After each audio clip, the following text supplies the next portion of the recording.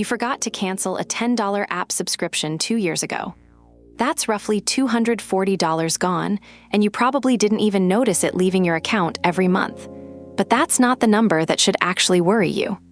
The real number is what that same $10 could have quietly turned into if it had gone somewhere else instead. By the end of this video, you'll understand the exact math your bank uses to quietly grow your money, and the exact math your credit card uses to quietly grow your debt against you. It's the same formula, just running in two completely different directions. One version can hand you $13,000 over 30 years without you lifting a finger. The other version can bury you under a debt that's grown thousands of dollars past whatever you originally spent. Right now, if you're carrying a balance on a credit card, you're probably being charged somewhere around 23% a year. And it's not charged just once a year either. It compounds every single day, on top of interest you already owed from yesterday. Most people carrying a balance have no real idea that's happening underneath the number printed on their statement. It's not written in bold on the app, so it's easy to miss completely. So why does this exact same math build real wealth for one person and bury another person in debt they can't climb out of? Almost nobody explains that part clearly, especially not the people selling you credit cards. Once you actually understand it, you can't unsee it in your own bank statements. Picture a small snowball sitting at the top of a hill. You give it one push, and as it rolls, it picks up snow along the way. More snow means it gets bigger. Bigger means it picks up even more snow with every single turn it makes rolling down the hill. That's compound interest in one picture. Your money, or your debt, is the snowball, and time is simply the hill it's rolling down. Put $1,000 in at a 10% return, and just leave it alone for 30 years. Simple interest gets you $4,000 total, start to finish, no surprises. Compound interest gets you $17,449 on that exact same $1,000. Same starting amount, same rate, a completely different result, just because of how the math is applied. That extra $13,449 didn't come from you working harder, saving more, or getting lucky with the market. It came from interest earning interest, on interest, quietly, year after year, while you just went on living your normal life. Quick thing, if this kind of breakdown is actually helping you make sense of your own money, go ahead and hit subscribe right now. I do one of these every single week. There's a shortcut for figuring this out, called the Rule of 72. You take 72 and divide it by your interest rate, and that tells you roughly how many years it takes to double your money. At 8%, that's about 9 years. At 4%, it's closer to 18 years, twice as long to reach the exact same doubling. Here's the part nobody includes in the same video as the good news.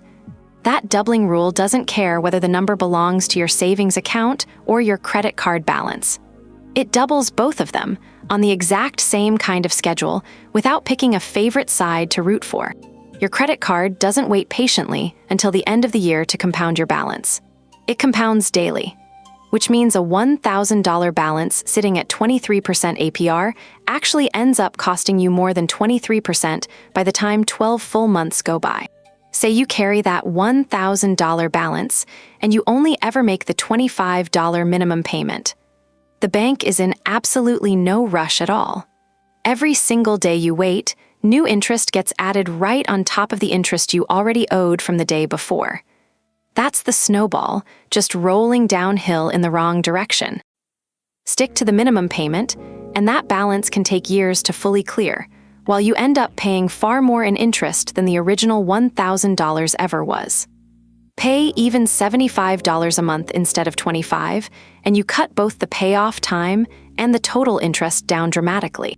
Here's a mistake that has nothing to do with debt at all.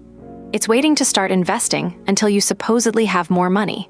Someone who starts putting money away at 25 gets roughly one more full doubling period than someone who waits until they're 35 on the exact same amount of money.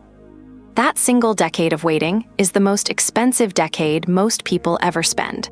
But here's where it actually gets worse, and it's not credit cards causing it this time. It's the small stuff, the stuff you don't even think about every single month. The subscriptions, the little recurring charges, just sitting there quietly on autopilot, doing nothing for you at all. Remember that $10 subscription from the very beginning of this video.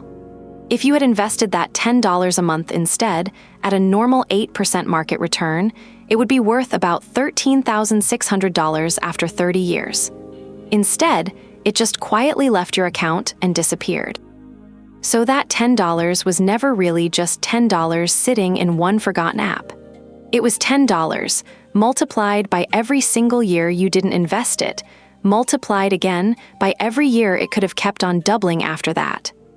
That's the real cost of a mistake this small. This is not complicated math reserved for people with financial advisors and spreadsheets.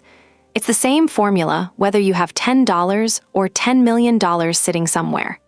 The only real difference is who understood it first and who started earlier. Here's the actual twist. Compound interest was never really a savings trick to begin with. It's a multiplier, and it genuinely doesn't care one bit what direction you point it in. Point it at investing, and it quietly builds you wealth over time. Point it at debt, and it builds you a hole just as fast, using the exact same formula. Same math, running in the opposite direction, every single time. Here's the uncomfortable part nobody really likes hearing. Most people are doing both of these things at the exact same time without ever realizing it. They're carrying high-interest debt, while their actual savings just sit in an account earning almost nothing at all. Both directions of the same math, working against them simultaneously. The average savings account in this country pays about 0.41% a year. A high-yield savings account pays somewhere around 4 to 5% right now for doing basically nothing differently. That gap between them is compound interest quietly working against you, just because of which account you happened to pick years ago and forgot about. Nobody switches accounts for you automatically, so most people just never do it. You don't need a finance degree to fix any of this, and you don't need to earn more money either. You just need to stop pointing the multiplier at yourself and start pointing it in the other direction instead, starting with the accounts you already have open. Here's exactly what to do, starting today in the next 5 minutes. Step 1, open your credit card app and check your real APR right now, not the number you think it is. Step 2, if you're carrying a balance, pay more than the minimum. Even an extra $20 a month changes the math significantly. Step 3, move your savings into a high-yield account paying 4% or more, instead of letting it sit at 0.41%. The system profits when you don't understand any of this. Your bank never explains it this clearly, and your credit card company definitely never will either. Once you see that compound interest doesn't actually take sides, you can finally put it on yours instead of theirs, starting today. If this finally made compound interest make sense, hit subscribe right now. I break down exactly how money actually works, one real explanation at a time, every single week, no jargon included.